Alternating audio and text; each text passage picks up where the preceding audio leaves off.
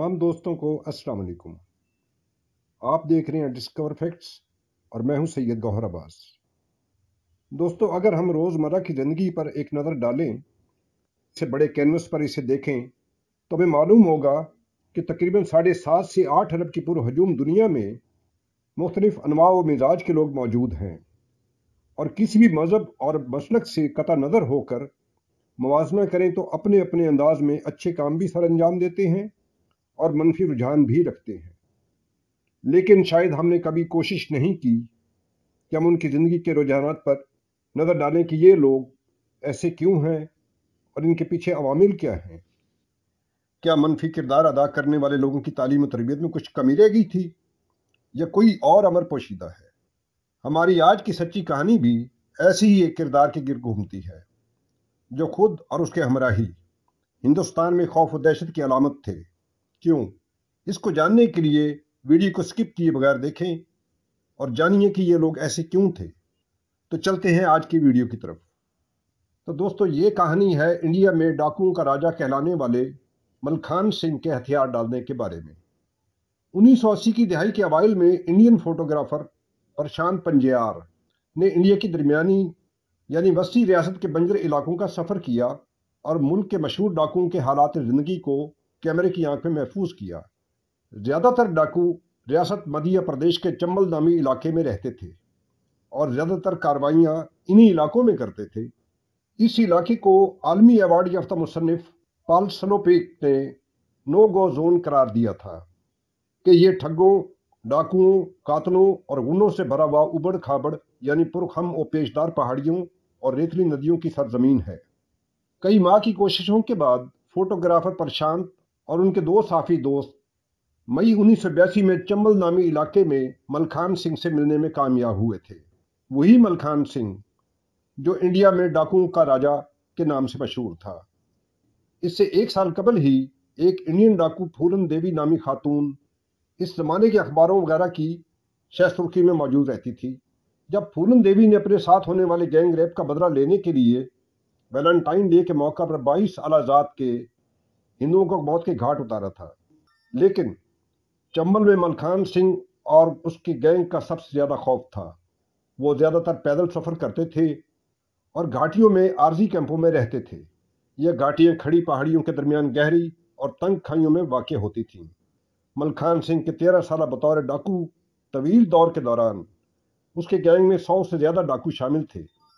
1982 तक पुलिस ने इस गिरोह के खिलाफ 94 मुकदमा दर्ज किए, जिनमें डकैती, अगवा, कत्ल और तावान जैसे जराइम शामिल थे।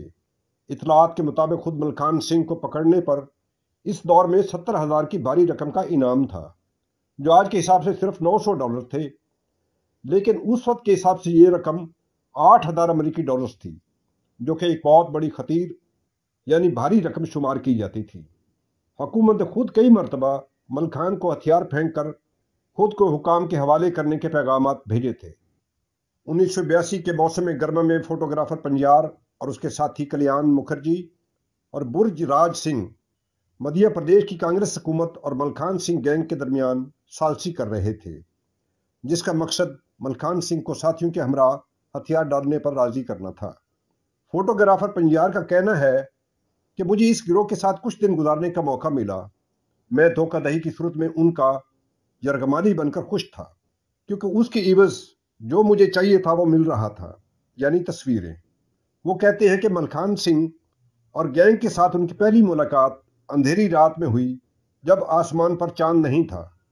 फोटोग्राफर पंजियार ने याद करते हुए बताया कि मलखान सिंह एक तवील कामत, लंबे बालों वाला शख्स था जिसकी घनी मूछें थी, जो किसी हैंडल की तरह चेहरे पर फैली हुई थी। उसके मुताबिक मलखान सिंह अलग थलग रहने वाला शख्स था। उसके पास अमेरिकी साख्ता ऑटोमेटिक राइफल थी। वो कम गो शख्स था, लेकिन अनापरस्त, जिसका सब एहतराम करते थे। उस वक्त ये गिरोह तकरीबन 2 दर्जन डाकुओं पर मुश्तमिल था। वो रात के वक्त एक जगह से दूसरी जगह मुंतकिल होते थे और अपना सामान खुद लेकर चलते थे, जिसमें एक बिस्तर, हथियार, बारिश होने की सूरत में बचने के लिए तरपाल और सादा राशन होता था। वो खुले आसमान तले सोते थे। पंजियार याद करते हुए बताता है कि उनमें से एक के पास AK-47 राइफल भी थी। फोटोग्राफर पंजार का यह भी कहना है कि मलखान सिंह चंबल के इलाके की एक क्लासिक कहानी है। एक निचली जात का नौजवान जिसने खुद अपने ऊपर और अपने खानदान को अजियत देने वाले एक ऊंची जात के आदमी से बदला लेने की खातिर और तहफ़्फ़ुज़ के लिए बंदूक उठाई। तकरीबन एक हफ्ते तक पंजार अपने पेंटेक्स और किसी दोस्त से मुस्तार लिए हुए निकॉन कैमरों का इस्तेमाल करते हुए इन गैंग की तस्वीर बनाते रहते। उनमें से कुछ नायाब तस्वीर उनकी नई इशात दैट विच इज अनसीन, यानी वो जो कि नजर नहीं आता, के उन्वान से मंजर आम पर आई। हथियार डालने का अमल आखिरकार जून में हजारों लोगों के सामने अमल में आया, जिसमें मलखान सिंह ने इस बात को यकीनी बनाया कि उनके गैंग के किसी रुकन को सजाए मौत नहीं दी जाएगी। इंडिया टुडे नामी मैगजीन ने इनके सरेंडर यानी हथियार डालने को इस तरह बयान किया, वो एक फाते हीरो की तरह आया, लंबा और दुबला पतला, उसी पुलिस की वर्दी में मलबूस जिसके खिलाफ उसने बरसों तक सख्त मजामत की। डाकू राजा मलखान सिंह ने 30,000 हैरतज़ादा और गूंग लोगों की मौजूदगी में शुमाली मध्य प्रदेश के बढ़ नामी कस्बे में अपने असला को अलविदा कहा, जो किसी रोमन फाते की तरह का मंजर था। फोटोग्राफर पंजार बताते हैं कि मलखान सिंह खुश्क मिजाज लेकिन पुरमजा शख्स था। उसके हथियार डालने के बाद साफियों ने उससे हिंदी में एक ही सवाल बार बार पूछकर उसे परेशान किया, आपको कैसा लग रहा है? और जब वही साफी हजरात पंजार और उसके साथियों के साथ मिले तो उन साफियों ने वही सवाल इनके सामने दोहराया। बिल आखिर मलखान सिंह और उनके गैंग के अरकान को कुछ जराइम जो उन पर साबित हो गए थे उनके लिए सजा सुनाई गई और उन्हें रियासत में एक ओपन जेल में भेज दिया गया था। मलखान सिंह ने चंद साल जेल में गुजारे, अब वो 78 साल के हैं और उन्होंने सियासत को अपनाया है। हालिया बरसों में हुक्मरान हिंदू कौम परस्त भारतीय जनता पार्टी यानी बीजेपी के लिए मुहिम चला रहे हैं। उन्होंने 2019 में कहा कि मैं डाकू नहीं था, मैं बागी था जिसने अपनी इज्जत और हिफाजत के लिए बंदूक का सहारा लिया। मैं जानता हूं कि हकीकी डाकू कौन है और यह भी जानता हूं कि उनसे कैसे निपटा जा सकता है। प्रशांत पंजार इंडिया के सरकर्दा फोटोग्राफर है और उन्हें हाल ही में उनकी तस्वीर पर मबनी किताब दैट विच इज अनसीन मंजर आम पर आने पर, जिसे नवजीवन ट्रस्ट ने शाया किया। तो दोस्तों, हमारी आज की ये एक सच्ची कहानी जो एक शख्स से मुतल्लिक थी, इसके अंदर अगर आप झांक कर देखें तो आपको मालूम होगा कि कुछ अवामिल ऐसे होते हैं जिसकी वजह से अच्छे लोग बुरे और बुरे लोग अच्छे बन जाते हैं। हम उम्मीद करते हैं कि आपको ये एक सच्ची कहानी अच्छी लगी होगी।